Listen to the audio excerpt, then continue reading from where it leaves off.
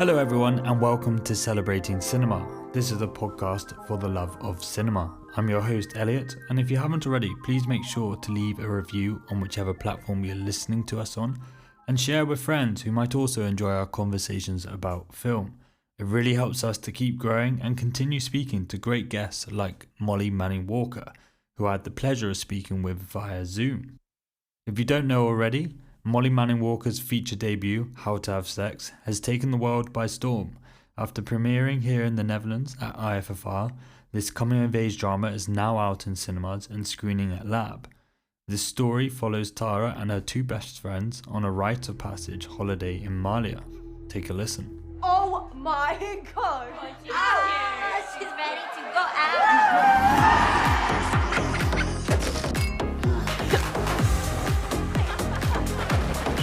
What's your name?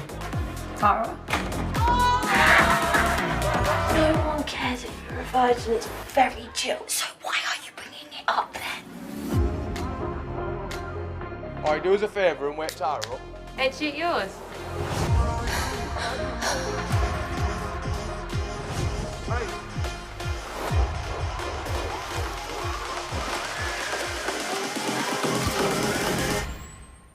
Since the Me Too movement, it's surprising how conversations of consent are still not common in public dialogue, especially for younger generations. Well, here to change all that is Molly. With only 15 minutes to chat with the British filmmaker, we managed to cover a lot. We discuss how this film is being used in classrooms to talk about consent, and why it was important to have fun while shooting such a serious issue. Speaking with Molly, one thing is clear. She really cherishes how this film is connecting with people on a personal level. Hi Molly, I wanted to first ask, how have you been? Because life, I imagine, has probably been a bit of a roller coaster these last 12 months. The film How to Have Sex has blown up in a big way. How have you kind of adjusted to that and managed with it all? Yeah, I mean, it's been amazing. It's been kind of unfathomable. Like we were talking about it, like we would never have thought a year ago that we'd be here today. But yeah, it's been a ride. Like I think it's only kind of starting to settle in now that we kind of had a bit of time to slow down. And what's kind of the feedback and the reactions you've had? I imagine must have been amazing, but sort of on a personal note, the people coming up to you and talking to you about the film.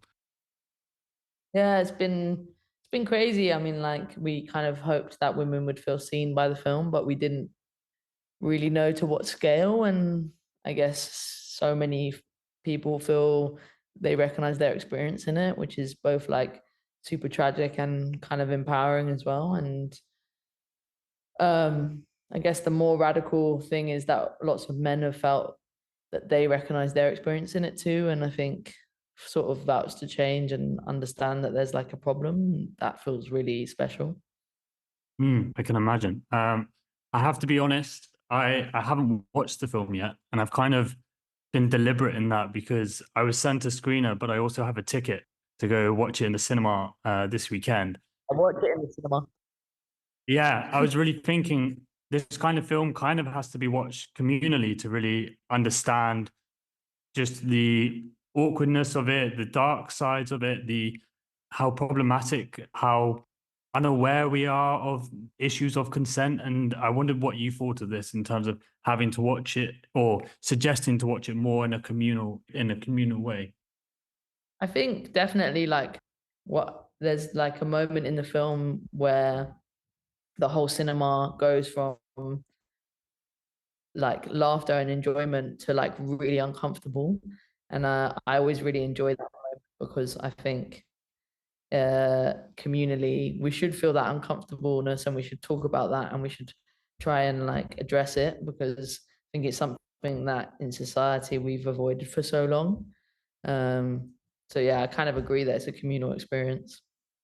Yeah, I also think being able to watch a film kind of gives you the language or at least a shared experience to then find some common ground to speak about this issue, which I really like, and I'm kind of looking forward to watching. But I also read the idea for this film came from based on your own personal experiences, but also on a particular holiday you had, but the way you then recounted that holiday with your friends. Perhaps you could share more about that. Yeah, so like a bunch of the scenes from the film we experienced on holiday, and I think at the time I felt uncomfortable, but like I didn't feel comfortable to say that to the group, and so like pretended I was having the best time ever. And I think in hindsight, when we all talked about it, we all kind of felt as uncomfortable as each other. And I think that's something about teenagehood that's really interesting is that we're kind of pretending to be someone we're not, and it takes a while to figure out who that person is. Mm. And I also read that you sort of did some workshopping with teenagers for this film, and I thought again maybe you can share a bit about that because I was quite surprised. I find Gen Z are perhaps better than a lot of us about speaking about certain issues like identity, mental health, but it seemed from the workshops that you did that still consent or our ideas of consent was still, yeah, there still wasn't an understanding of what consent really is. Yeah, I think, I think we have a very Netflix version of Gen Z in our heads. And I think, there is a Gen Z that exists outside there that's super queer friendly and talking about mental health, and it's like probably the sons and daughters of lots of people that work in the arts and like have money to buy like really cool clothes. and Yeah, yeah. and I think we've been kind of fed that image a little bit. And what we realized when we did these workshops is there's like lots of other people out there too, that that live different lives and have different opinions. Yeah. Mm. And have you been able to show this film to the younger generation in a way that has prompted conversation? And what's that been like? We're currently showing it in schools as part of a curriculum, which is amazing. Yeah, that's crazy. And like I had this quite wild experience when we showed it in a school recently, and I just went and like was a fly on the wall, kind of just sat at the back. They didn't tell them who I was. And um these two kids didn't understand that either of the scenes were assault, and these other quite like what could be stereotypical to scary guys like stood up and was like, listen mate, the reason you can't have sex with someone when and like explaining to the rest of the class like what consent is. And like, Yeah, and that like really emotional moment for me, which was like, yeah, wow, if it can be used as a like source for other kids to have this conversation, then that's amazing. yeah, yeah. How did you manage to sort of choreograph the sex scenes involved in the film? Because I think you used an intimacy coordinator. What's that like? I think while it seems quite like common practice now these days, perhaps people don't really know what that is or what that involves. Yeah, for me it's super important. Like I can't imagine working without an intimacy coordinator now. It's like, you know, such an amazing tool to have for the actors to build a barrier between the set and how they're feeling in the scene. And we like very tightly choreographed those scenes, and they were probably the most rehearsed bits of the film. And that was to make sure that both the crew and the cast were protected and felt safe. And um, yeah, I think it's something that should be obligatory, to be honest. It's a creative practice in the end of the day, and like it's all make believe. So like we should feel safe in the same way that a fight should be safe, a sex scene should be safe as well. And I think that's what intimacy coordinators do. Again, when I was sort of reading about the production of this film, it really seemed like you had a lot of fun making it, all of you. And I wondered how you're able to balance that with making such a serious subject. I think we had to have fun in order to like to make the film, because it is such a serious topic. And I think, if we'd have been bleak set, it would have just been a really bleak time for everyone. So we like made sure that everyone had relief. So we like played football every Sunday and had sing-alongs and Mm. had barbecue. It was a really tight community. And also, we were shooting on a Greek island. It was quite hard to not have a good time. Yeah, yeah. And the location itself, how did you come across the pool? Because for those that don't know what the pool is like, perhaps you can tell them. The pool is in the shape of a penis, and we had already booked the hotel, and we were standing on the Mm. roof of the hotel on a tech recce trying to figure out where to put the lights. And we looked down and we're like, "There's a pool." no, surely not. And then the owner was with us and he was like, hee hee hee. And we were like, the ball's a penis shape. And then the line producer came up to me in the middle of the shoot and was like, hey man, we're kind of under budget. Like, is there anything you want? And I was like, I really want a drone shot of the penis pool. And so we got a drone shot of the penis pool. Oh, that's amazing. So this is your first film you've directed, but your background is in cinematography. What led you to want to direct your own films? And how did your background of cinematography influence this film itself? I get the impression it's quite a visual film in terms of color and the choices you make in shooting it.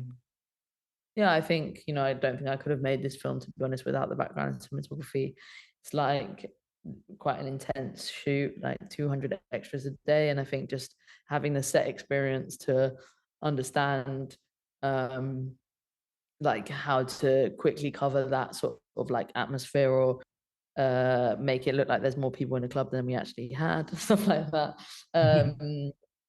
But yeah, the visuals were really important to me, and I think that was part of the reason of like creating it on this holiday, was that I knew it was a really cinematic backdrop for the story, rather than like trying to tell it in London, or in sort of like a gray space. Could you make it quite, from what I gather, very rooted in realism in the way you shoot it? Yeah, so like I hired a documentary cinematographer, and everything was sort of like based on reality. So the costume designer came out and like took photos of real people, and like the production designer was like, when we were scouting real hotels, was like taking photos of people's like mess to replicate, and it was all kind of based on reality. But how did you end up in filmmaking to start with? I know your family are all involved in film, but what sort of inspired you, or what made you think this is something you wanted to do?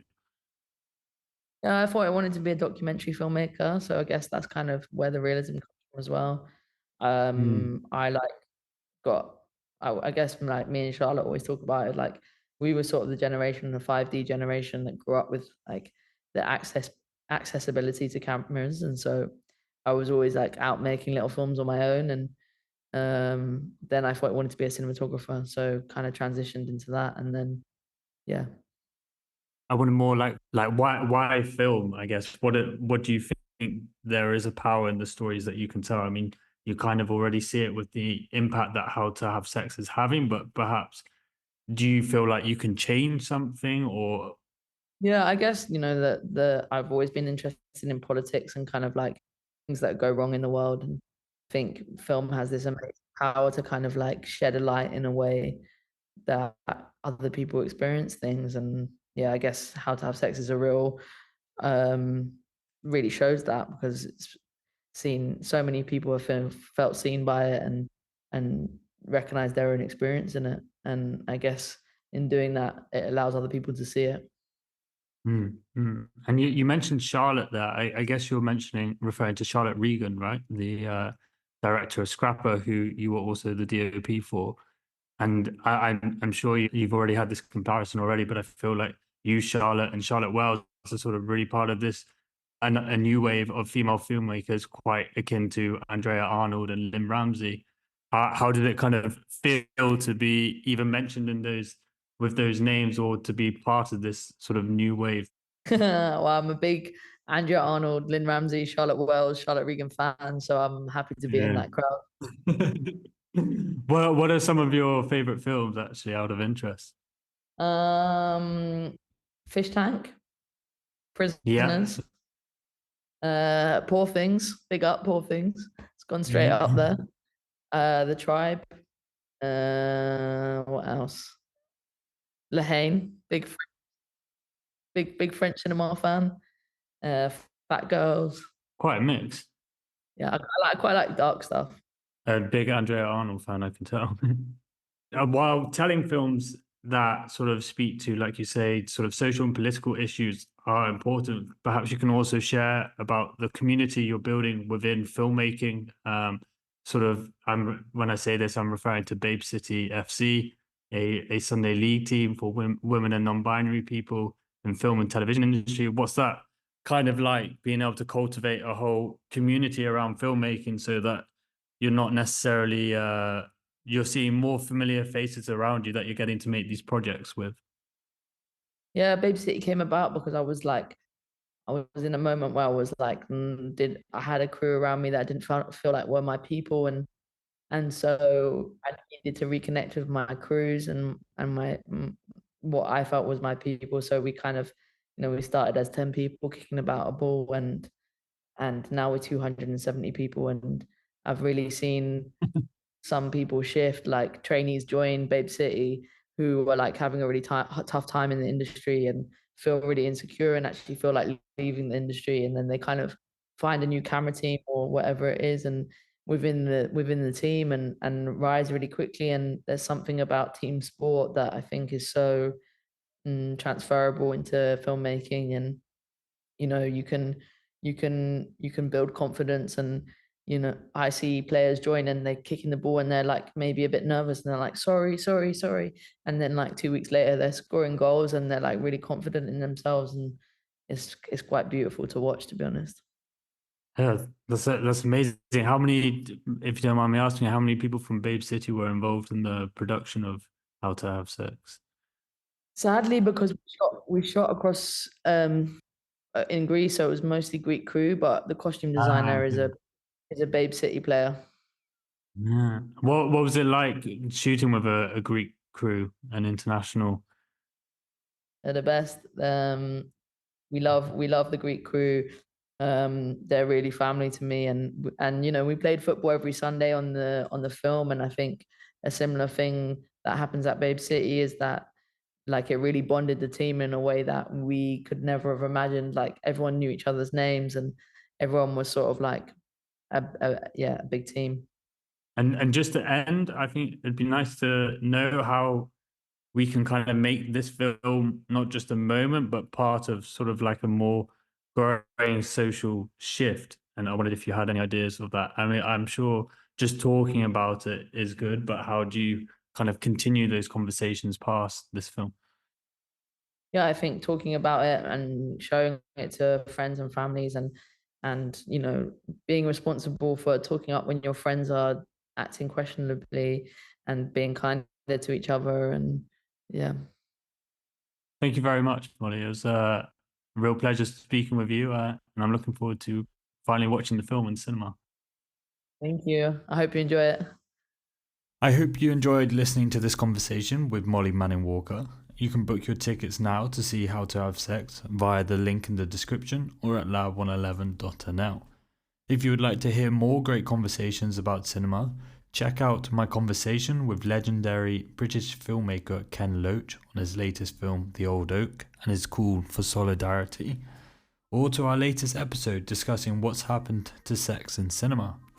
Make sure to leave a review on whichever podcast platform you're listening to us on and share with friends. This has been a Lab 111 production, edited by myself, Elliot Bloom, music from Hugo Amazal, and artwork from Studio FFF.